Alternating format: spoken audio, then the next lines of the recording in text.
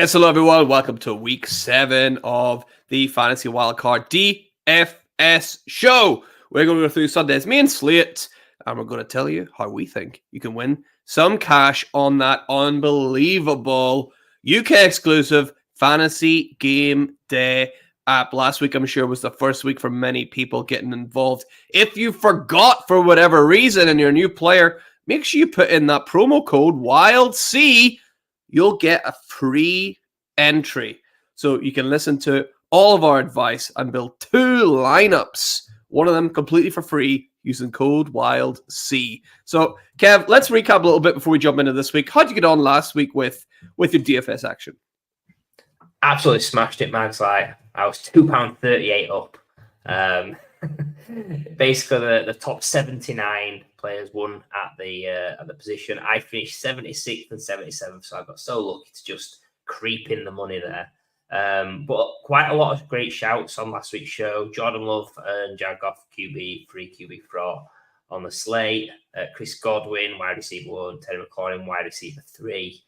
The Derrick Henry captain pick got called out, which was a really good shout. But it wasn't all rosy look at. I picked out Saquon Barkley and CD Lamb as big plays, which that was incorrect. But I think overall, really strong week for me. Made a small amount of money, so I can't grumble too much, right? Well, yeah, you made £2.38 more than me, Kev. So that's great. I mean, I just felt like I missed, like I didn't put in too many lineups, just 2 of them, and because I missed with that captain pick. On both of them, just didn't quite. I had CeeDee Lamb in one, I had Amon-Ra St. Brown in the other, and I was for sure, whenever you see the scoring, you think, wow, well, CeeDee Lamb, sure a bust, but you thought Amon-Ra St. Brown would have really went off, but just didn't work out that way. He just wasn't as big of a stud as I thought he was going to be. Last week, obviously, said a lot about that matchup with the Cowboys and the Lions. The Cowboys side obviously let the side down, so Dak killed me as well, but I'm looking for a bounce back this week, Kevin. We got lots of great picks to chat about. Let's start off with the quarterbacks. Kev, do you want to kick us off? I sure do, and it's going to be a player that I bring to you, but you're not going to be too impressed with because they're playing your Chiefs. You've got Brock Purdy, 5,600. Look, I think the Chiefs are fantastic against running backs, number 1 in the league. Fantasy points per game against allowing the least to running backs. Yeah, I think it's going to be heavily reliant on Purdy to do the business. It's the Super Bowl rematch. Obviously, the Chiefs winning the Super Bowl. And to be honest, like for fantasy, for DFS, I'm not too fussed who wins the match. It's more about hopefully it turns out into a shootout and there's potential for Purdy to put up some big scores. 4th highest over-under on the slate. So I actually think Purdy might be lower owned than we do expect in this one. And then other than Purdy, I like Sam Darnold, 5,800, home to the Lions, who, look, they put Dak Prescott in a bad spot this week. He was the lowest performing QB in fantasy points per game at home for the Cowboys. So people might be put off about playing Darnold. I think that's a way to gain an advantage. You've got the Vikings coming off of a bye week. There's Aaron Jones injured. Ty Chandler's terrible. And Detroit are excellent against running backs as well. So strong over-under. They're at home. Give me Sam Darnold. He won't be seeing ghosts this week. Love it. And we'll quickly gloss over some of the ones that Ali, because Ali has suggested some people. Ali saying Jordan Love at 6.4K and also Kirk Cousins at 5.6K as well for those people who are here for Ali's hot takes only. We'll make sure to give you Ali's takes for that. So Love and Cousins for him. I'm personally going with Jalen Hurts. Looking for, a bit of a bounce back, I think. He's been doing okay, but yeah, go Birds is right. Up against the Giants. I quite like targeting these divisional matchups, these rivalry matchups. I think they've got potential to explode and go big sometimes. Lewis Wood, of course, over on the Wildcard Rewind, sort of mentioned that a few weeks ago, and I was like, I completely agree. These matchups often are the most exciting ones. So Jalen Hurts in there against the rival Giants could have potential to go big. And another sort of thread, a theme I'm going to run through here is just looking for value. And I'm going to find players that I think are undervalued in terms of their ceiling. And Anthony Richardson, if he's playing at 5.6K versus Miami, that's a great value because we know, well, you said at week 1, he's a game wrecker, right? And at 5.6k, I think that's great value getting a guy in there where if he hits and you've also got the ability to spend more in other positions, you're absolutely loving that pick of Anthony Richardson. So I've got him in there, Kev. What do you think about that? Yeah, I think just glossing over Ali's picks, Jordan Love's a guy that did well last week. Expect that to continue. Kirk Cousins, yeah, he's in form at the moment. They're playing at home. Sure potential, so I like that. And then Jalen Hurts, what a pick. Like, Eagles player, someone that's not hit his ceiling yet this season. He's had his weapons for 2 out of the 5 games, essentially. So, yeah, I'm expecting big things from Hurts. And Anthony Richardson, we know the pitfalls, but in DFS, we're playing a 1-week game. We're thinking about 1 game only. Yeah. And if he goes off at that price, he's opening up so much more for you to spend the rest of your money on. Yeah, absolutely. That's why they're on there, Kevin. So that's nice to hear you're agreeing with that. So let's go on to the running backs then, Kevin. We got back-to-back weeks on the DFS show for this guy, right? Yeah, it was ride or die for him this week, and it's going to be more riding of him. It was ride or die last week, and we're going to be riding him this week. I can't even get my words out right. Yeah, Bijan Robinson, obviously, starting to catch fire. Best game of the season in week 6. And you look at the competition he's facing this week. Seattle Seahawks, everybody runs on them.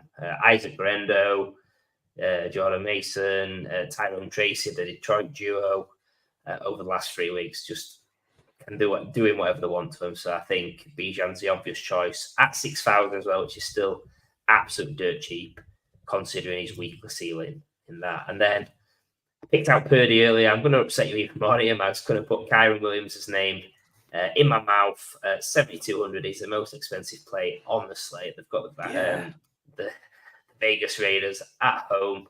They're coming off the bye. I think he'll be fresh. The heavy favourites.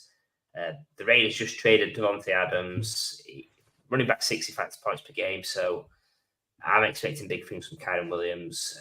But I will caveat it with a slight piece that coming off the bye week, you never truly know are they going to stick with what's worked in those first 5 games, or is it more of an opportunity to the rookies? But again, just looking at what we know, Kyron is someone that I'm on, and I think Ali's also got a little liking for him this week.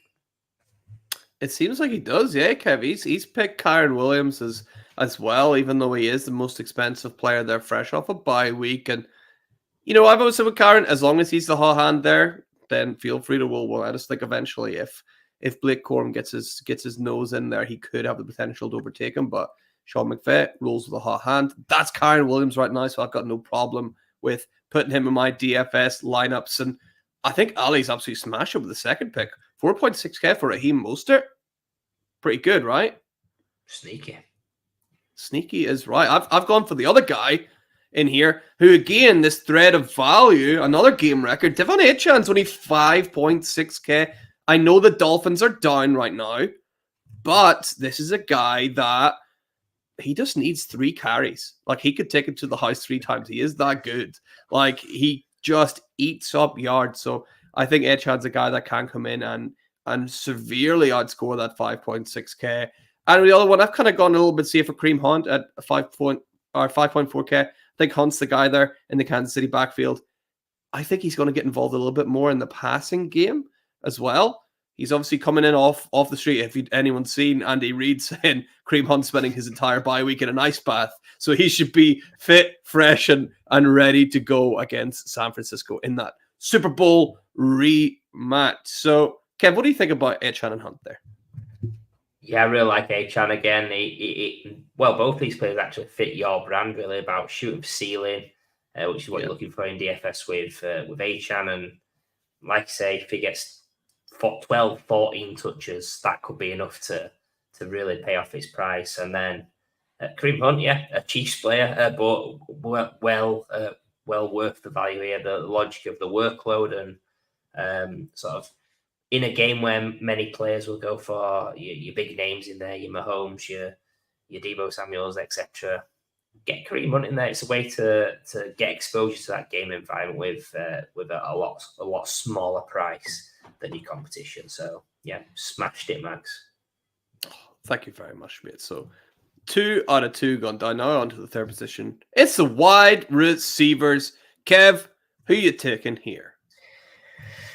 Deontay Johnson's a guy that stands out to me at 5,400 against the Commanders. He's a road dog, which, look, I'm a wrestling fan. I love that. You didn't know. That's Road Dog, right? You better close, but that's Road Dog. Yeah, Road Dog and Billy Gunn. Loved it. Yeah, he had that punch, didn't he, where he would like step on the canvas as just giving it some. So that was quite funny. But yeah, look, Deontay Johnson. I love Jaden Daniels on the other side. So I think Deontay Johnson, I think that we're playing from behind. He's someone that's going to get a ton of volume. He's been playing really well. Today, Flowers had a big week against Commanders last week. I think Deontay is a similar type player. And I think, if you've got any lineups with McLaurin in there, he's a logical choice on the other side. Then the other guy I want to talk about is Tank Dell. £5,000 on the nose. An arbitrage play on Stephon Diggs will be popular. I'm hoping for a shootout in that Packers-Texans game. And he's all becomes more concentrated without Nico Collins. So I do love the stack option with Dell.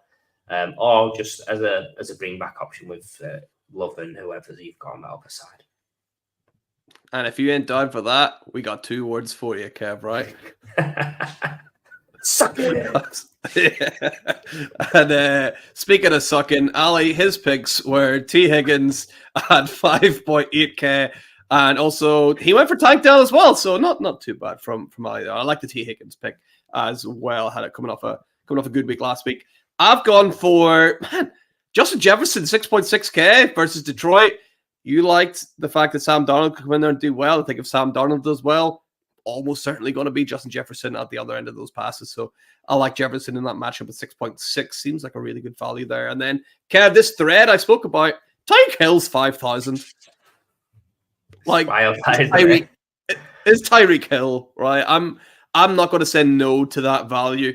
Am I going to make a lineup where I put Anthony Richardson and Devon Achane and Tyreek Hill in it? No, probably not. I think that's definitely not worth the risk. But am I going to put one of those guys in? Probably. Right? The value's just too hard to ignore there for players that good, right? Yeah, I love that. That's like a Russian roulette lineup, isn't it? Just you could. There's going to be a bullet in one of them chambers, but I think individually it all makes sense. But in a full lineup together, that'd be absolutely wild. But yeah, I think look, Tyreek Hill again, a player that doesn't need a ton of touches to maximize his value, and Justin Jefferson. Look, I've endorsed Sam Darnold. You've endorsed Justin Jefferson. Maybe that's something for the audience to consider when they're thinking about their stacks and other things within this game this week. Yeah, absolutely. So now onto our tight ends and our flexes. So Kev, you took the tight ends this week. Ali took the flexes. Kev, what's your tight end play of the week? I'm really trying my best to piss you off tonight. Purdy, Kyron Williams. I'm going for George Kittle now. He's the top price. He's been easily the best scoring tight end in fantasy points per game this season. 17.3 versus the second place Brock Bowers at 13.8. So he's been miles clear of the field in terms of the weekly output. And giving the Chiefs some credit, they're excellent against the running backs. They're very solid against the wide receivers. I like Purdy, so the only other option really is to follow the pathway to tight end, which is George Kittle. I think he's in line to feast this week. And then a couple of other guys. I want to be a little bit greedy and name a few here. Sam Laporta, 3,400 at the Vikings, and Kyle Pitts, 3,200 against the Seahawks. I think they're both really interesting at the price. And if you're taking them rather than a Kittle, it's giving you more money in your pocket to solidify your other spots. Maybe take a hammer running back or something along those lines.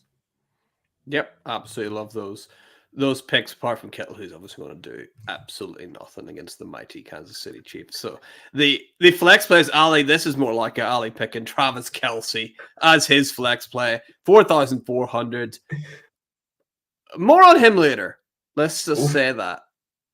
But great choice from Ali for sure. And now on to our captain picks of the week. It's our studs that we think are going to absolutely smash it, and we want to double up their points on the Fantasy Game Day app. Kev, who are your captain shouts for this week? Look, I have to shake your hand, Max. Justin Jefferson's the first guy I saw, and I was like, wow. He's someone that's going to be a captain in at least one of my lineups this week. Malik Neighbours, who's actually more expensive than Justin Jefferson this week at 6,800 against my Eagles. I think, yeah, I'm hoping it's a shootout game. I think it's going to be really interesting. And on that thought process, I'm picking AJ Brown out as well, 6,200 at the Giants. Wide receiver 1 on the season in fantasy points per game, albeit a 2-game sample size, but I think there'll be a lot of hype in this week in the lead up to this game with all eyes on Saquon Barkley. So I think people are going to maybe be put off by Jalen Hurts not being superb in the passing game, and Daniel Jones, while he's done well, he's a little bit indifferent. I think everyone will be all eyes on Saquon, and I think he'll be really popular this week. So give me AJ Brown as the pivot play in that matchup. You're absolutely right, because Saquon's where I went, Kev. Just that revenge game, just that telling that story, just give me Saquon Barkley at 7K against the Giants. Hell, I mean, if Boston Scott could do it, like Saquon Barkley could definitely do it. If anyone's going to know where the holes are in that defense, it's Saquon Barkley. Hopefully he's going to have a big game. But yeah, I think we're both in the same wavelength targeting that matchup. And Ali, I mean, really out of left field here, Ali goes for Drake London, 6,400 against the Seattle Seahawks. That is the kiss of death I've needed Drake London to have for a few weeks now. Thank you, Ali. That'll absolutely crush his value going forward. So that's what we like to see. No, Drake London's been absolutely killing it the last 2 weeks. Done really, really well. Monster target share. Seattle, that should be a really, really good game. London's a pretty safe option there at 6.4K for a captain, right, Kev? Yeah, I can't really give any abuse on that London pick. He's every game this year he's took a step forward. I think his underlying metrics been great. The first read percentage has been fantastic. He's scoring a ton of touchdowns. So while he keeps this up, got to keep rolling with him in another fine matchup. Yep, absolutely agree. And now onto our star pick, which is our charity competition between the best three. Although, Kev, you are running away with it. You've got a 5-1 lead at the minute, especially after your out of left field Drake May last week. That netted you a point at a 4.44 return on that. Ali coming in second last week, picking Jalen Hurts with a 3.77 return on his investment. I was torn between Dak and Jared Goff. I ended up going for the wrong option on Dak. I ended up getting a 0.54 return. What can you do, Kev? The process was right. I just picked the wrong side. So what can you do? We got to just move on. I'm still ahead of Ali though. That's really what matters. So Kev the lead with 5. I'm on 1. Ali on 0 points. Let's see if that can change, because we got a bit of a theme this week as well, don't we? Yeah, we'd sort of said around. We seem to be picking QB every week, and let's mix it up. Let's get away from QB and give the audience something a little bit different. So I went first this week, and I followed up my tight end pick with George Kittle again. Just everything I said from before, copy and paste, Control C, Control V, whatever you need to do. Just George Kittle's my star pick this week. I think despite him being the highest price, I expect him to perform really well. Chiefs are 31st against tight end in fantasy points. So I'm telling a story that the 49ers have to pass, and it's going to be through him. So he's my pick, and I started a trend at tight end, right? Yeah, because Ali followed that up, and I think the only team worse against the tight end is the LA Rams, and they're going up against the prodigy Brock Bowers. So Ali really smartly picked him at 4.2K. Really good value there on Brock Bowers for sure. He should see a nice return on that investment, I'm sure. And then while we were going tight end, Kev, I could not go ahead and put in my guy, Travis Kelce. Some say he's the new Rashee Rice. You know that? This guy's just gobbling up all the targets on the Kansas City Chiefs. as Rice is out. Don't see any reason that's going to change up against the 49ers. Kelsey will do Travis Kelsey things. He's going to get in the end zone this week, Kev. Book it. That's happening.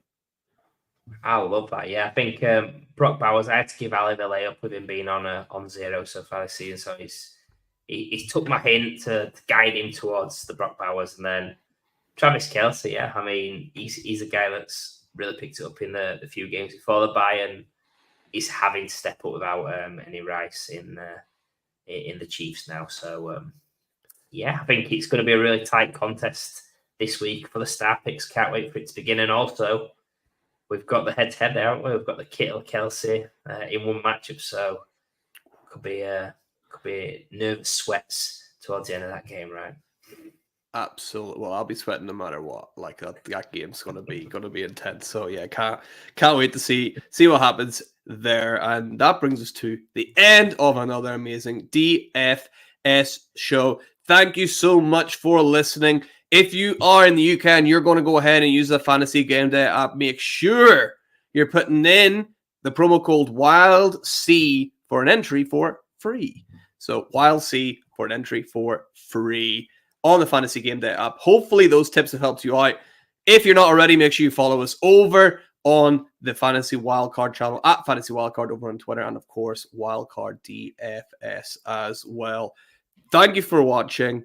We'll see you soon next week when there's going to be tons of money in your pockets. Yes, that's